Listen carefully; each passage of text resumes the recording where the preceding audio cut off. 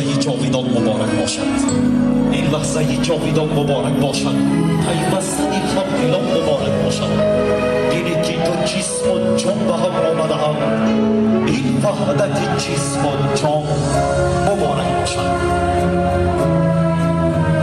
اگر خواهی فهمیدی بر تو گویم جان می‌یابم، اگر جای شود پیدا تو را تنها نمی‌یابم، اگر جای شود پیدا تو هم تنها ز شادی دست و پا گم می‌کنم، خود را دیگر نمی‌یابم. نگاری از برم روزی گذر کرد، کمی ایستاد و بر من یک نظر کرد. با چشمان سیاهش چشمکم زد، تبسم در لبانی چون شکر کرد.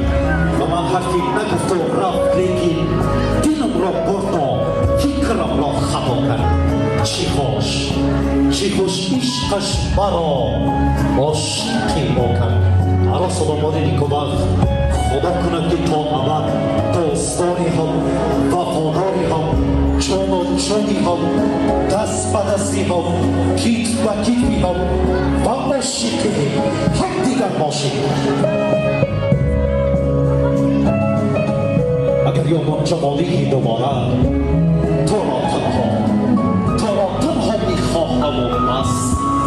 به هر قیمت به هر قسمت کی باشد تو را هرگز نخواهم داد از دست.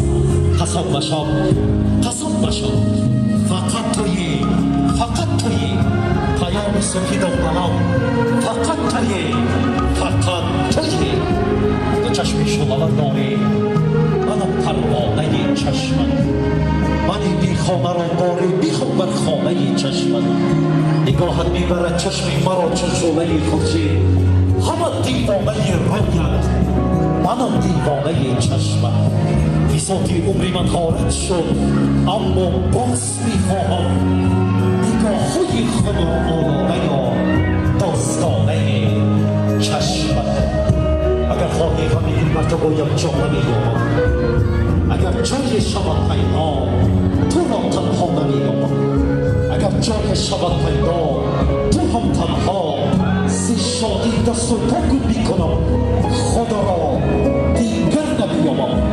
عروس و داماد نیکوبخت خدا کند که زندگی دشوار با مانند انما شیرینی که در شیرینی است دائما شیرین باشد و خدا کند که با مانند خمیری که در شیرینی است خداوند زندگی دشوار پر از فیض و پر از برکات با مانند سپیدی که در شیرینی است خداوند الها بخت شما را سپید گردانیده باشد.